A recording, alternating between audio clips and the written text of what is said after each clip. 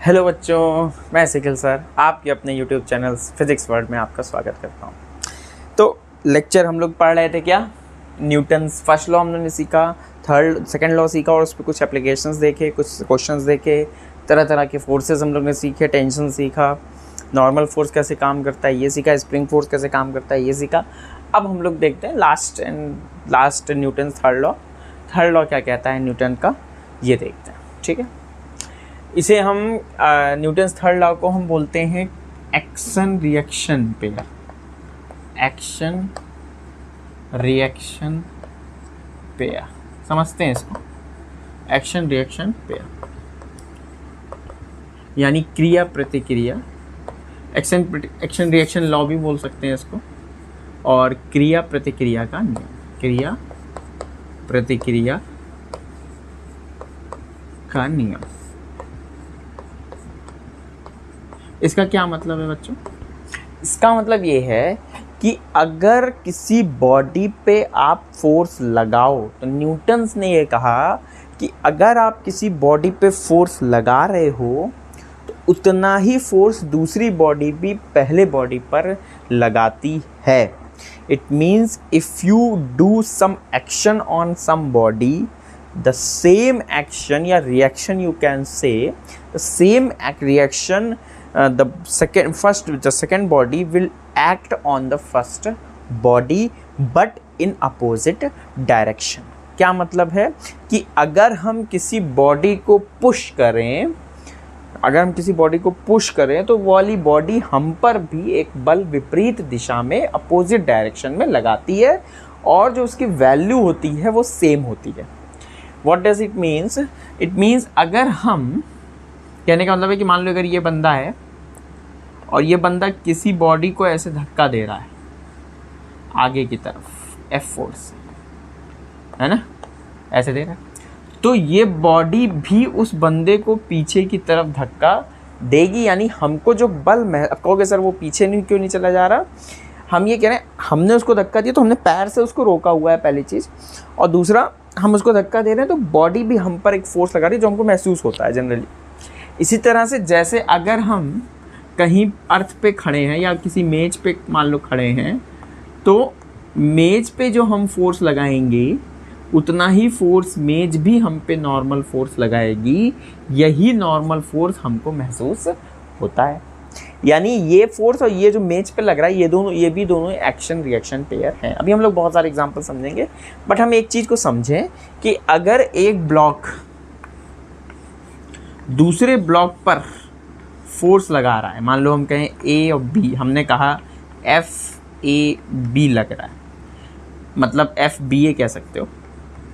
FBA का मतलब on B by ए, इसका मतलब क्या है, force on B by A, force on B by A, force on B by A. इसी का बी भी ए पर उसके अपोजिट डायरेक्शन में लगाएगा, तो इसको हम कहेंगे FAB, means force on A by B.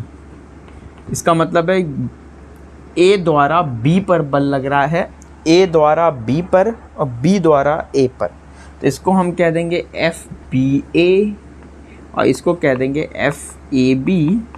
तो न्यूटन्स लॉ ये कहता है कि जितना फोर्स हम AB पर लगाएगा ठीक उतना ही फोर्स BA पर भी लगाएगा।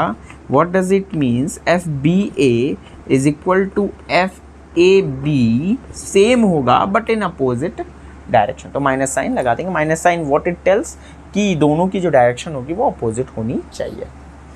तो दिस इज़ वेरी इंटरेस्टिंग, है ना। कितनी सोचो अच्छी बात है कि मतलब हमको पता चल रहा है कि मतलब एक बल जितना दूसरे पहले पे लगा रहा है उतना ही फोर्स दूसरा भी लगा देगा पहले पे, मतलब उतने ही सेम फोर्स एग्जर्ट होंगे। अच्छा, जब हम इन सब एग्जाम्पल देखते हैं तो हमारे दिमाग में एक कॉन्सेप्ट आता है, पॉइंट आता है कि क्या ये जब टच करेंगे तभी फोर्स लगेगा, क्या ये जब टच नहीं करेंगे तब नहीं लगेगा, क्या ये जो लॉ है कि अगर हम एक बॉडी दूसरे बॉडी पे लगा रही है तो दूसरी बॉडी पहले पे भी उतना ही फोर्स लेकिन अपोजिट डायरेक्शन में लगाएगी, क्या ये सिर्फ कांटेक्ट फोर्स के लिए ही है, कि हमको दिख रहा है कि ये इसको टच कर रहा है, इसलिए ये फोर्स एक्सर्ट हो रहा है अपोजिट डायरेक्शन में? क्या जब हम यूँ कहें कि जैसे एक चुंबक ले लें नॉर्थ साउथ पोल और इसको हम कर लें साउथ नॉर्थ पोल, तो हमें पता है कि नॉर्थ साउथ को अपनी ओर खींचेगा तो साउथ नॉर्थ को भी अपनी ओर खींचेगा, यानी ये एक्शन रिएक्शन पेयर यहाँ भी लागू हो रहा है जब इन दोनों के बीच में कोई कांटेक्ट नहीं है। हम इसी तरह से कहें, मान लो ये हमारा अर्थ है और ये कोई बॉडी है, हमें पता है कि ये जो m मास की बॉडी है वो इस अर्थ को अपनी ओर खींच रही है, जितने फोर्स से ठीक उतने ही फोर्स से अर्थ भी बॉडी को अपनी ओर खींच रही है। अच्छा सर, मतलब कितनी इंटरेस्टिंग बात है। मतलब हम लोग को पता है कि अच्छा हम ये चौक है, चौक नीचे जा रहा है, तो हमको पता है कि अर्थ जो है वो इस चौक को नीचे की ओर खींच रहा है, कोई दिक्कत कोई परेशानी नहीं है। हमको दिख रहा है कि हमने ये कहा कि चौक भी अर्थ पर उतना ही फोर्स लगा रहा है।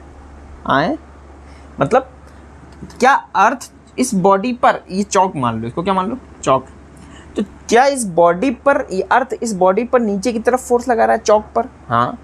क्या चौक भी अर्थ पे लगा रहा है? हाँ। क्या दोनों सेम फोर्स हैं? हाँ। अच्छा, अरे मतलब दोनों फोर्स सेम है तो अर्थ क्यों नहीं चिपक जा रहा? इसको हम पकड़े रहे हैं, अर्थ आगे चिपक जाए, ऐसा क्यों नहीं हो रहा? बिकॉज ऑफ अर्थ का मास बहुत अधिक है, तो उसमें जो इनर्शिया है वो ज़्यादा है, इसीलिए चौक इजीली मूव कर जाता है बट अर्थ मूव नहीं करता। बट हाँ, दोनों पे फोर्स जो है वो सेम लगेगा, इसमें कोई कन्फ्यूजन नहीं है। इसका मतलब है कि ये जो फोर्सेस हैं ये भी एक्शन रिएक्शन पेयर का काम करते हैं। जितना फोर्स अर्थ चौक पे लगाता है ठीक उतना ही फोर्स चौक भी अर्थ पे लगाएगा। हम लोग ग्रेविटेशनल फोर्स में पढ़ते हैं पॉइंट, तो सेम फोर्सेस लगाएंगे but due to mass of the earth, mass का इतना अधिक, अर्थ का इतना अधिक मास है इसलिए वो उसकी तरफ मूव नहीं करता, चौक हमको मूव करता हुआ दिखता है। तो हमें एक चीज़ समझ में आया कि हमने कहा कि एक्शन रिएक्शन है कि हमने जितना एक्ट किया उतना ही रिएक्ट होगा। मतलब अगर हम किसी बॉडी पे फोर्स लगा रहे हैं तो उतना ही फोर्स दूसरी बॉडी पे पहले पे लगाएगी, लेकिन अपोजिट डायरेक्शन में। हाँ, ये एकदम समझ में आ रहा है। इसका मतलब हर जगह एक्शन रिएक्शन है? हाँ। ऐसा नहीं है कि ये फोर्स सिर्फ कांटेक्ट फोर्स होगा, ऐसा बिल्कुल नहीं है। ऐसा भी नहीं है कि ये अगर टच नहीं हो रहा है तो तब नहीं लगेगा, ऐसा नहीं है। ये हर जगह अप्लाई होगा, चाहे नॉन कांटेक्ट फोर्स हो चाहे कांटेक्ट फोर्स हो। मेरी बात समझ में आ रही है? तो एक चीज़ हमको एकदम क्लियर कर समझ में आनी चाहिए, एक्शन रिएक्शन का मतलब है कि अगर एक बॉडी किसी दूसरी बॉडी पे फोर्स लगा रही है, ठीक उतना ही फोर्स दूसरी बॉडी भी पहले पर लगाएगी, लेकिन अपोजिट डायरेक्शन में। मतलब सेम फोर्स होंगे लेकिन उनके डायरेक्शंस जो हैं वो अपोजिट होंगे। मेरी इतनी बात समझ में आ रही है? अब कुछ पॉइंट समझते हैं एक्शन रिएक्शन पेयर के जो हमें पता होने चाहिए। पहला पॉइंट ये है कि दोनों का जो मैग्नीट्यूड होगा, जो दोनों का परिमाण होगा वो सेम होगा। मतलब both forces, action and reaction forces, both forces have same magnitude, have same magnitude। मतलब दोनों बलों का समान परिमाण होगा, समान परिमाण होगा। पहली पॉइंट ये समझ में आ रही है? ठीक है। दूसरा पॉइंट क्या हमने समझा? दूसरा point, but both have in opposite direction, लेकिन बट बोथ आर इन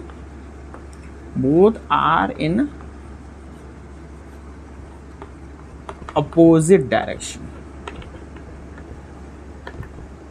दोनों की दिशा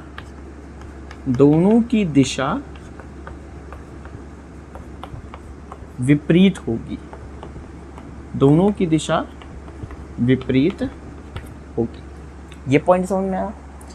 ये तो एकदम क्लियर है, इसमें कोई कंफ्यूजन नहीं। तीसरा पॉइंट एकदम ध्यान समझना, क्या ये दोनों फोर्सेस एक ही बॉडी पर लग रहे हैं, एक ही वस्तु पे लग रहे हैं? नहीं, दोनों फोर्सेस अलग अलग वस्तु पे लगेंगे। both forces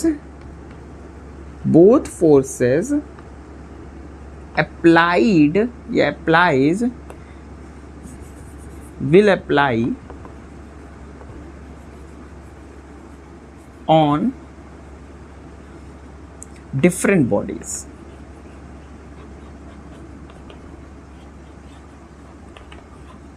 दोनों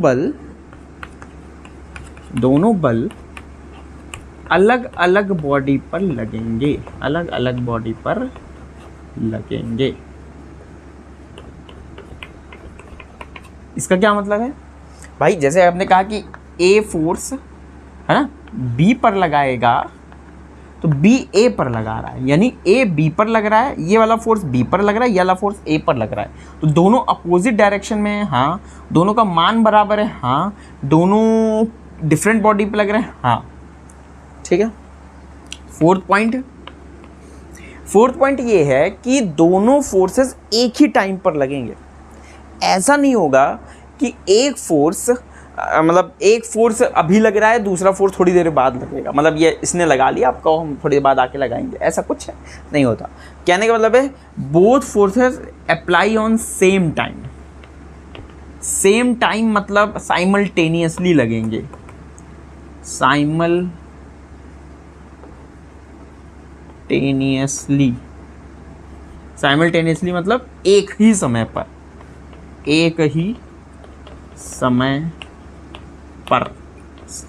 मेरी बात समझ में आ रही है? दोनों फोर्सेस एक ही समय पर लगेंगे, साइमल्टेनियसली लगेंगे। जैसे ही एक फोर्स जीरो होगा, जैसे एफ ए बी जीरो होगा, तुरंत एफ बी ए भी क्या हो जाएगा? जीरो। मतलब ऐसा भी नहीं होगा कि एक फोर्स जीरो हुआ तो दूसरा थोड़ी देर बाद जीरो होगा। अगर एक जीरो हुआ तो दूसरा ऑटोमेटिकली जीरो, फिर दूसरे के बारे में सोचना ही नहीं है। दोनों एक्शन रिएक्शन पेयर हैं, साथ में लगेंगे, साथ में जाएंगे, साथ में जिएंगे, साथ में मरेंगे। ऐसा नहीं होगा एक पहले मर गया और दूसरा बाद में मरेगा, पहला जी गया दूसरा बाद में जिएगा, ऐसा अप्लाई नहीं होगा। साथ में मरेंगे, साथ में जिएंगे। ओके, बता रहे, नोट कर लेना सब। अब क्या है, अच्छा और क्या पॉइंट है? और हाँ बस ठीक है, हाँ ठीक है। हाँ, एक चीज़ और पॉइंट लिख सकते हो, फोर्थ पॉइंट, क्या ये दोनों फोर्सेस कॉन्टैक्ट फोर्स के लिए अप्लाई हैं? नो। ये जो लॉ है, this law apply for all forces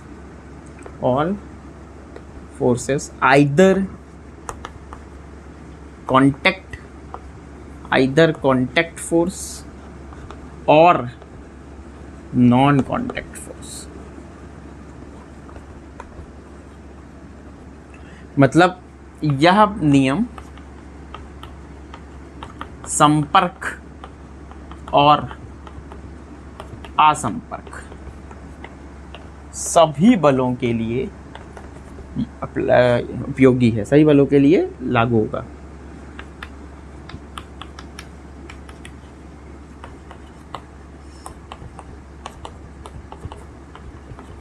समझ में? बोलो, ये पॉइंट समझ में आ गया? बस इतना ही हमको समझना है, मतलब स्यूडो एक्सेलरेशन फोर्स के बारे में, या Newton's third law. Newton's third law हर जगह अप्लाई होगा, ठीक है। कुछ एक केसेस में नहीं अप्लाई होगा, जब मैग्नेटिक फील्ड पढ़ते हैं वो बात पे करेंगे कभी। तो the law apply for all forces, हाँ सभी तरह के फोर्सेस के लिए अप्लाई होगा, चाहे वो कॉन्टैक्ट फोर्स हो चाहे वो नॉन कॉन्टैक्ट। वो मैंने देखा भी, मतलब ग्रेविटेशनल फोर्स के लिए भी अप्लाई होता है, जब हम किसी वस्तु को टच करते हैं तब भी अप्लाई होता है। तो ये जो फोर्स है वो सभी जगह अप्लाई होगा, इसमें कोई कन्फ्यूजन की बात नहीं है। चलो, तो अब समझते हैं। अच्छा, हर जगह अप्लाई है तो हम एक्शन रिएक्शन पेयर हर जगह देखते हैं। जैसे आपने कभी देखा होगा कि जैसे मान लो नदी है ना, नदी में नाव में ऐसे हो, और जब एक बंदा नदी के तट पर पहुंचता है, ये तट है, ठीक है, अब ये इसको यहाँ उतरना है। जब ये उतरने लगता है तो नाव पीछे चली जाती है और आप आगे चले जाते हो। तो क्या this is also the follow the action reaction pair third law? Yes. कभी आपने देखा होगा बंदूक से आप गोली फायर करो, तो बंदूक से गोली फायर होती है तो बंदूक पीछे चली जाती है। या कोई तोप का गोला अगर हो, तोप का गोला हो और उससे आप कोई चीज़ फायर करो तो ये भी क्या चला जाता है? पीछे चला जाता है। तो ये सब एक्शन रिएक्शन पेयर है। यहाँ तक कि rocket propulsion is also follow the Newton's third law.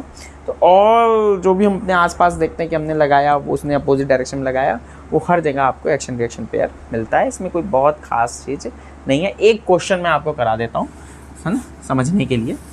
Suppose करो कि एक बंदूक है, क्या है, ऐसे एक बंदूक है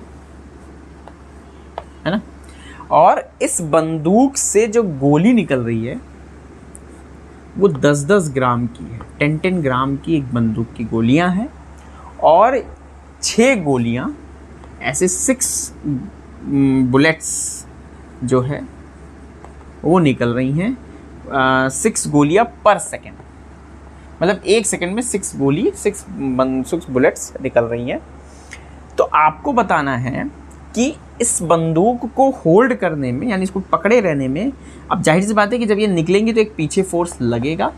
हमें बताना है कि इस फोर्स, ये जो फोर्स पीछे लगेगा, इतने ही फोर्स से हमें इसको होल्ड करना पड़ेगा। तो कितने बल से या कितने फोर्स से हमें इसको होल्ड करना या पकड़ने रहना पड़ेगा। बात समझ में आ रही है? ऐसे करो, देखो, जब शुरुआत में जब यहाँ से बंदूक नहीं निकली थी तो उस समय बंदूक गोली इसी के अंदर थी। जैसे गोली निकली, अच्छा इसका स्पीड भी देगा, ऐसा नहीं है, 6 गोलियाँ निकल रही हैं बंदूक की गोलियाँ, और 250 मीटर पर सेकंड से निकल रही हैं। कितनी स्पीड से निकल रही हैं? 250 मीटर पर सेकंड की स्पीड से निकल रही हैं। तो if we find the initial momentum, if you find, जब ये गोलियाँ इसके अंदर थी, इनिशियल मोमेंटम, शुरुआती जो संवेग होगा वो कितना होगा? शुरुआती संवेग होगा, क्योंकि शुरुआत में गोलियां इसके अंदर थी, 0 पे था, तो शुरुआती संवेग 0 होगा, तो P1 का मान क्या होगा? 0। समझ में आ रहा है?